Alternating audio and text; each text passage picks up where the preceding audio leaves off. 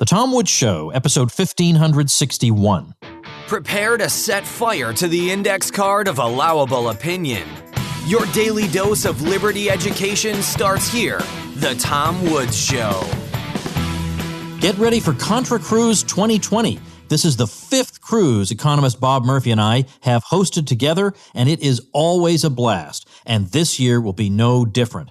Scott Horton and Dave Smith are joining us as special guests. Can you imagine spending a week having a blast with these guys on board a beautiful ship with a bunch of like-minded folks? It's going to be fantastic. Check it out at contracruise.com. Hey everybody, Tom Woods here. Delighted to welcome you to the second to last episode of 2019. We are going to squeeze one more out before the year comes to an official end, and then we'll resume as usual on Monday, January 6th of 2020, and I am trying to line up another one of these weeks where I feature one particular person for the entire week, all 5 episodes. I have a couple people in mind. The question is, can I rope them into doing it during this week when basically nobody's at work?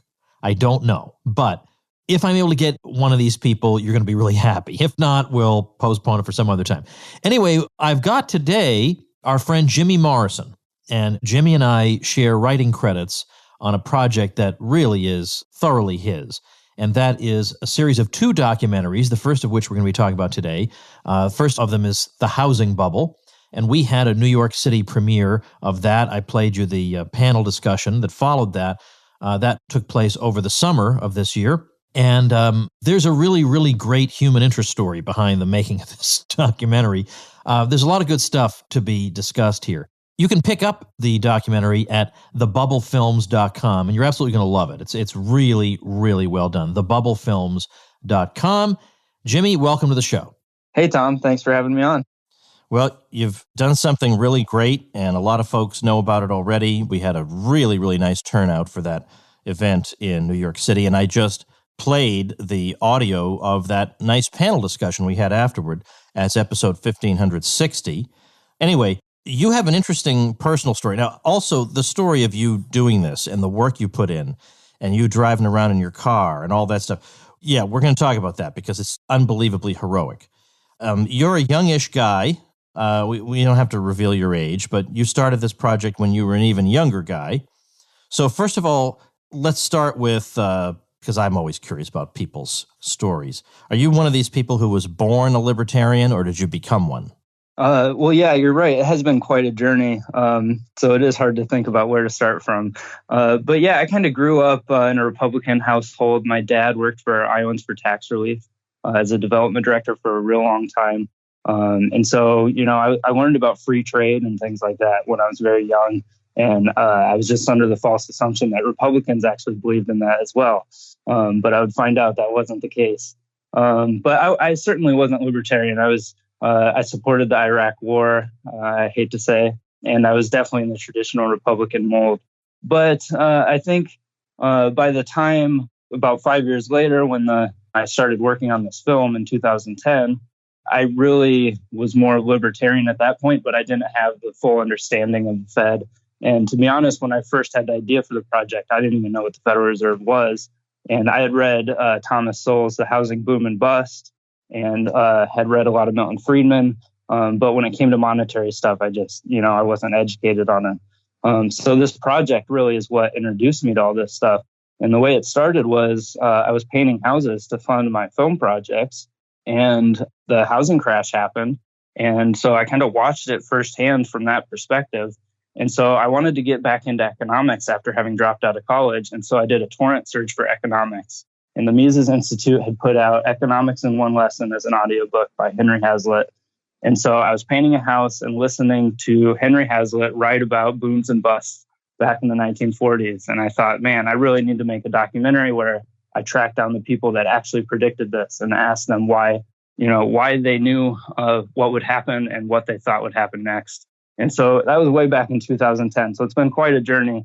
But I would say what kind of radicalized me towards being a libertarian was my work as a medical marijuana lobbyist, because that was something where it really made you think about having to make the arguments for natural rights and, what does that mean to have the right to use medical marijuana? Does it mean I can force other people to pay for it? Does it mean I can force an employer to hire me, that sort of thing.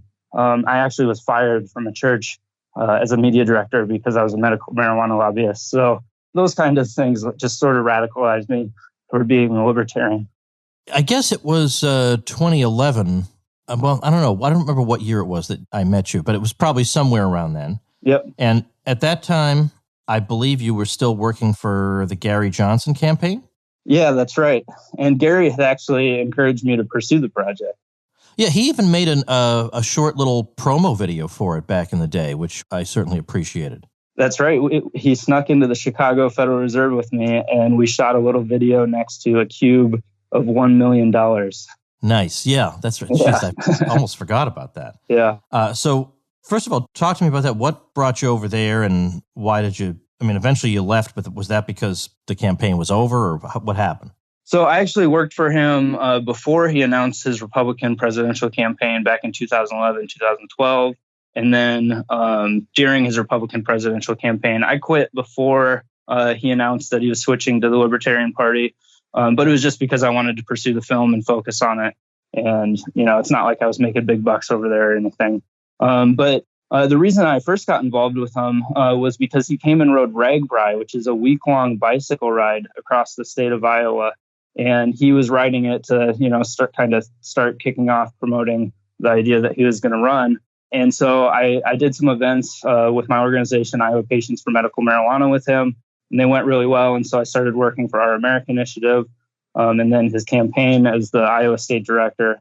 But really, the things that convinced me to work for him was the fact that he wanted to abolish the FDA and the fact that he would not sign any tax increases, which his record showed as governor, and that he actually said that he would veto any spending bill that wasn't a balanced budget, which was pretty radical at the time with the big deficits that we were having. So that's why I decided to support him. And he, as well as you and Murray Rothbard, really pushed me along on the war issue and turned me into the radical anti-war person I am today.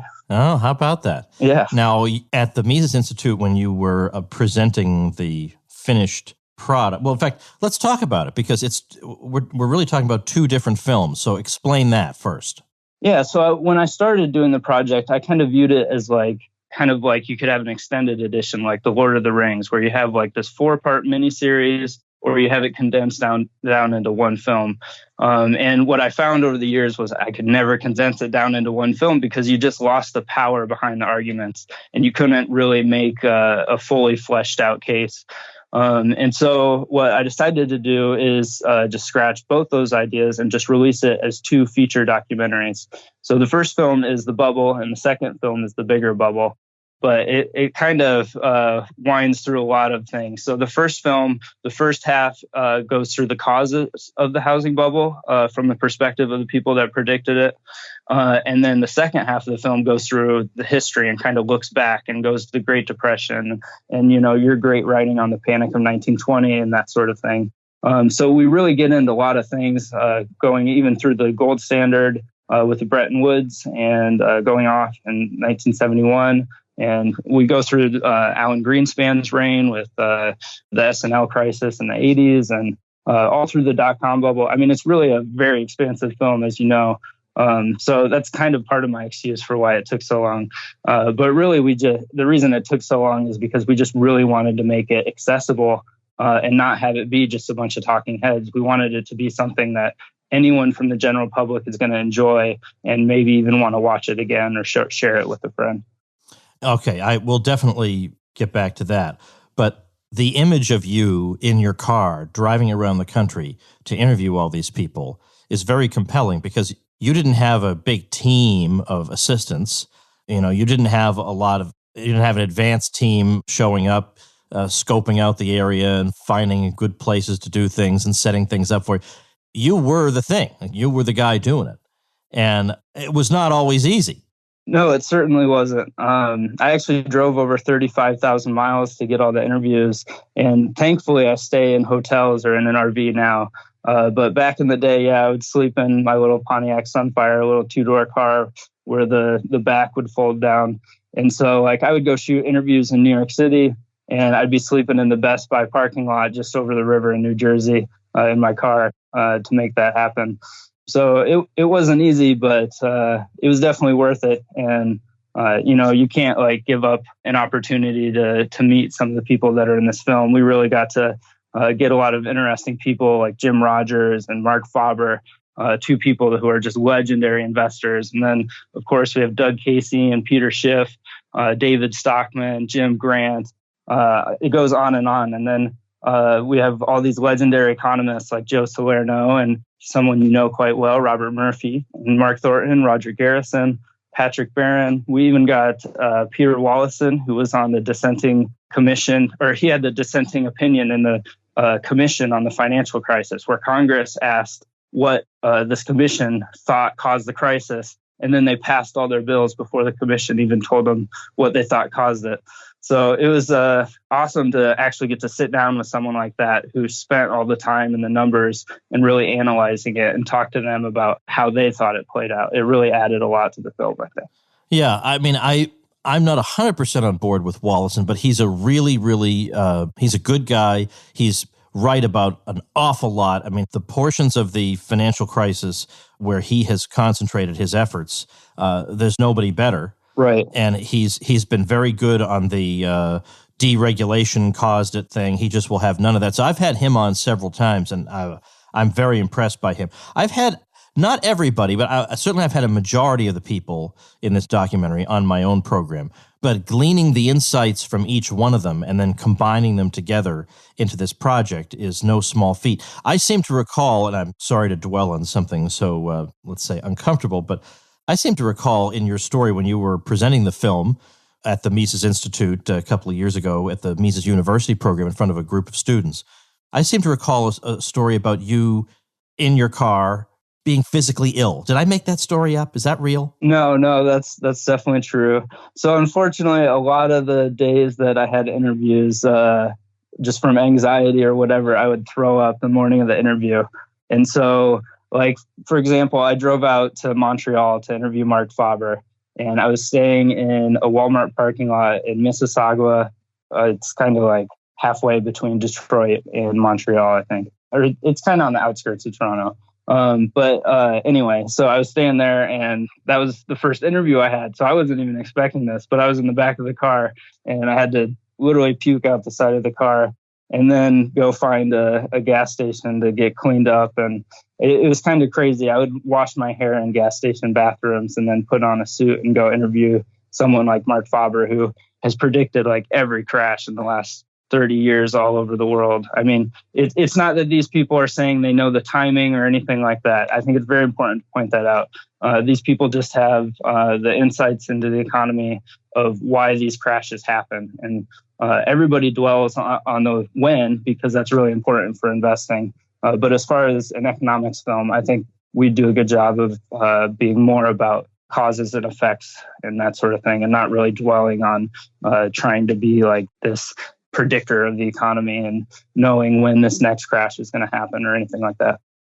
All right, let's take a quick break. We'll come right back. As we wrap up 2019, I would like to point out one particular sponsor sponsoring this episode that I have been so proud to promote this year, and you know that is Skillshare.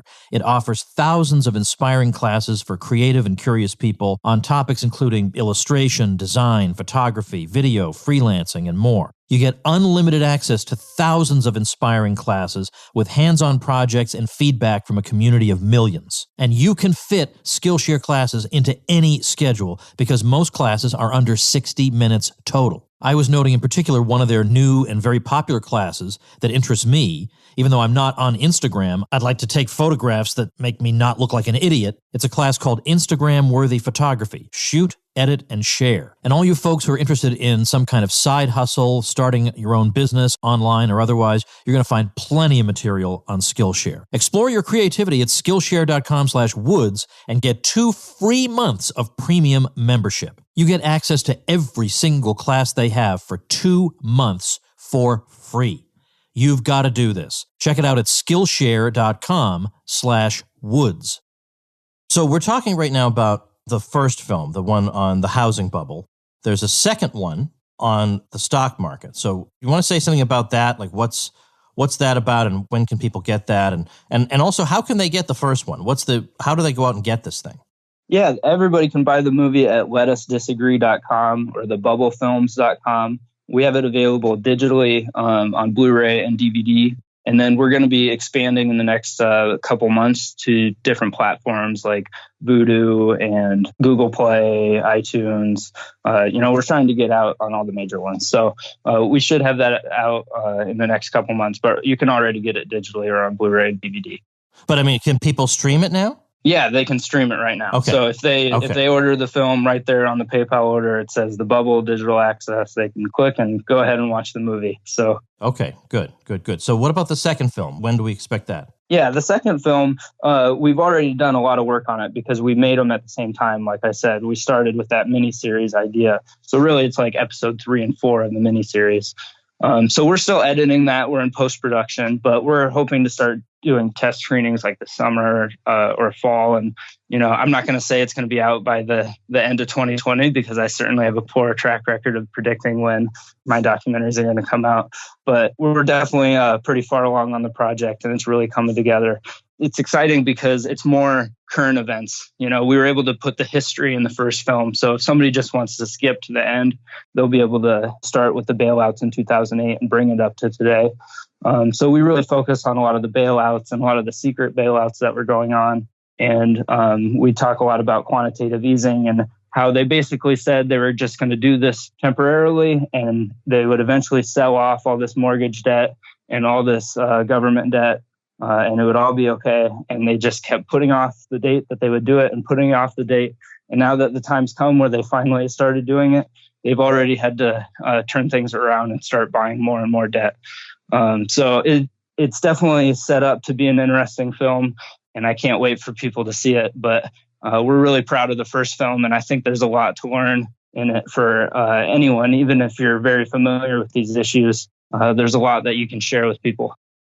I bet there are people who think this is ancient history at this point, right? This happened over 10 years ago. This is ancient history. What's the point of studying it now? But there's a big point to studying it now. For example, people get the Great Depression all wrong. The Great Depression is many decades ago at this point. And yet, for example, Ben Bernanke, who claims he at least understood Milton Friedman's explanation for the Great Depression, justified his activities on the basis of that false interpretation. And a lot of people will constantly refer to the Great Depression. They draw the wrong lessons from it. And then today we have to suffer from their stupid policies that are based on their misunderstanding of the Great Depression. So history really does matter. F.A. Hayek has a collection of essays by other people called Capitalism and the Historians, came out in the 50s. And that book is about the Industrial Revolution. And what he was showing in that collection was that people got the Industrial Revolution all wrong. There was for a long time what we call the standard of living debate about the Industrial Revolution. Did people's standard of living improve or deteriorate as a result of the Industrial Revolution? And you had people in this debate known as the optimists and the pessimists. Well, the consensus at this point, genuinely, the consensus is that the optimists won, that people's standard of living did improve during the Industrial Revolution. And so what Hayek had done was brought together some of the great historians who were making that point, including T.S. Ashton and Max Hartwell and some others, put them in this one collection just to try to balance the scales.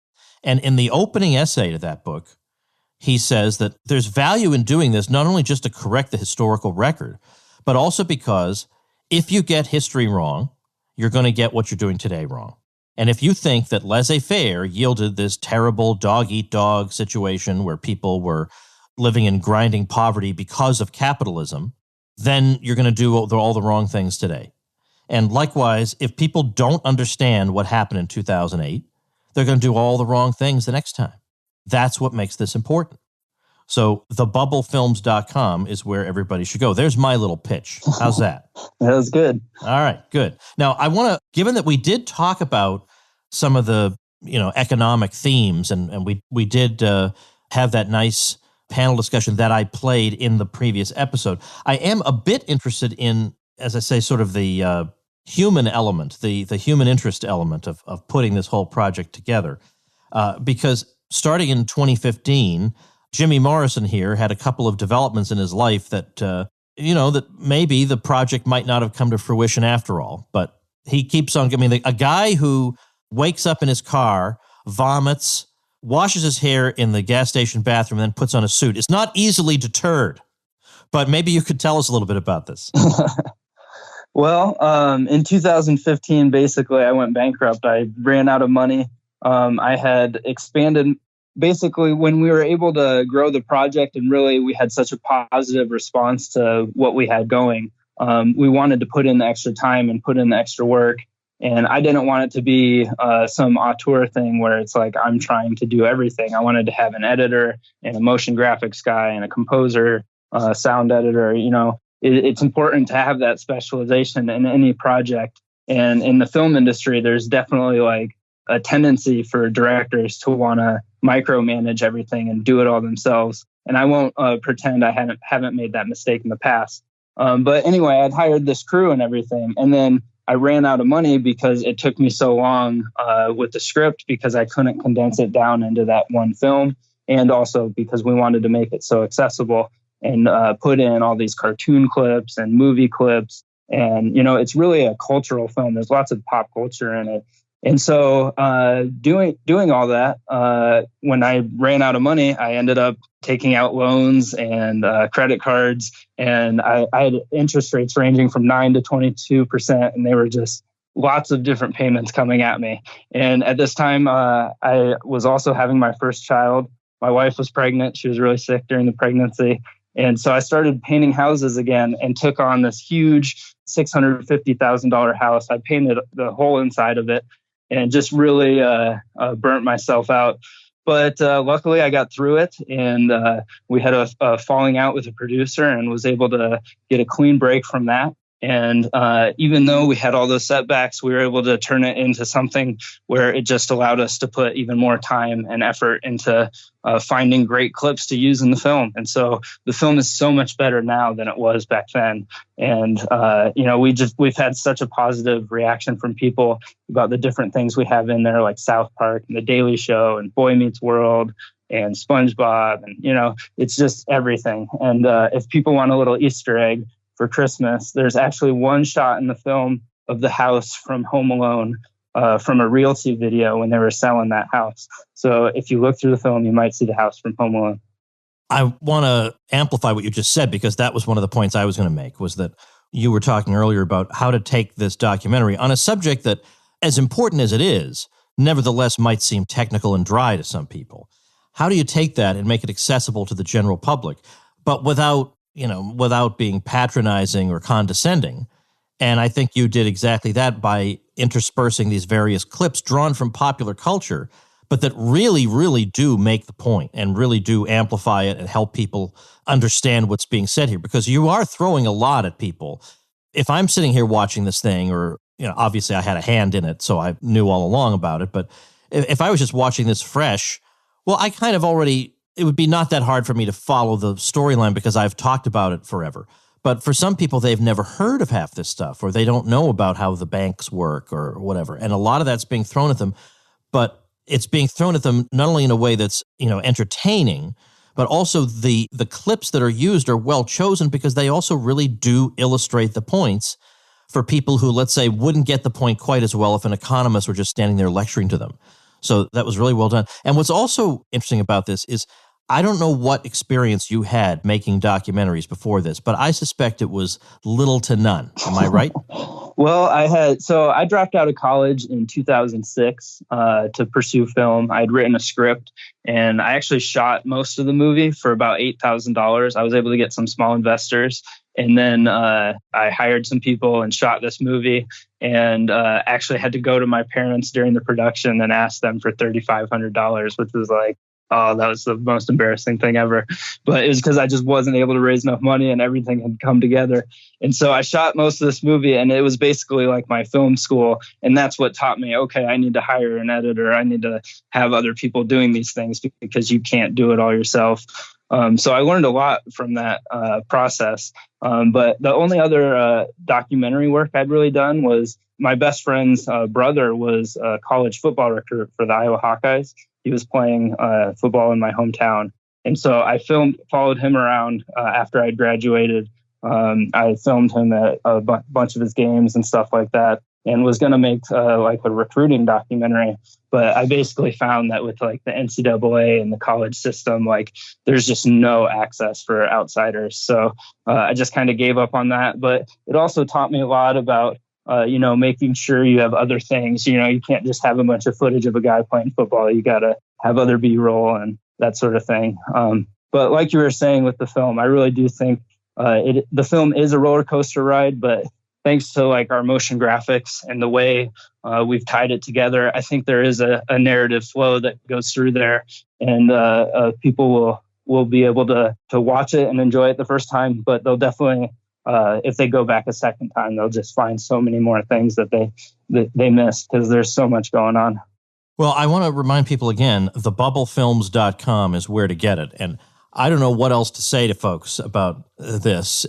If this story hasn't convinced you that you ought to see this, not only for its own merits, but also as a thank you to Jimmy Morrison for this unbelievably ridiculous amount of work and suffering and blood, sweat, and tears, then I give up. I really don't know what else I could do to persuade you to do this. And I know that when people are listening to a podcast and you say go to a website, you get very, very little engagement with that because people are out and about doing various things. They're not really at their computers most of the time. So I'm just going to say, look, go do this. All right. Remember to go do this. It's thebubblefilms.com. I'll link to it at tomwoods.com/1561. And Jimmy, thanks so much for your time today and for your absolutely heroic effort on this very important project. Well, Tom, I really couldn't have made this film without you. You really helped structure it and give me the education I needed to do it. So I got to give a tip of the hat to Liberty Classroom and all the work that you've done with your books. And of course, like we've talked about before, the Mises Institute was just an enormous help in this project. There's no way I could have done it without the resources that they put out there for free. Oh, tremendous. I obviously, you know how I feel about the Mises Institute. So thanks again, Jimmy. Thebubblefilms.com is everybody's homework assignment for tonight. And thanks for listening, everybody. All right, folks, as you reflect on a year of the Tom Woods Show, if you feel like you've learned from it, benefited from it, been entertained by it, and belong in my inner circle, then now's a terrific time to join me in the Supporting Listeners group over at supportinglisteners.com. You get an extraordinary array of benefits, not the least of which is membership in the Tom Woods Show Elite group, but there are many other benefits besides, and I'm going to be adding some more in the year 2020. So do please join me. It warms my heart, helps me out. And as you know, I'm surrounded by jerks who are gunning for me. So I appreciate everybody's support over at supportinglisteners.com. All right, that's it. Thanks for listening, everybody. Become a smarter libertarian in just 30 minutes a day. Visit tomwoods.com to subscribe to the show for free, and we'll see you next time. Like the sound of the Tom Woods Show? My audio production is provided by Podsworth Media. Check them out at podsworth.com.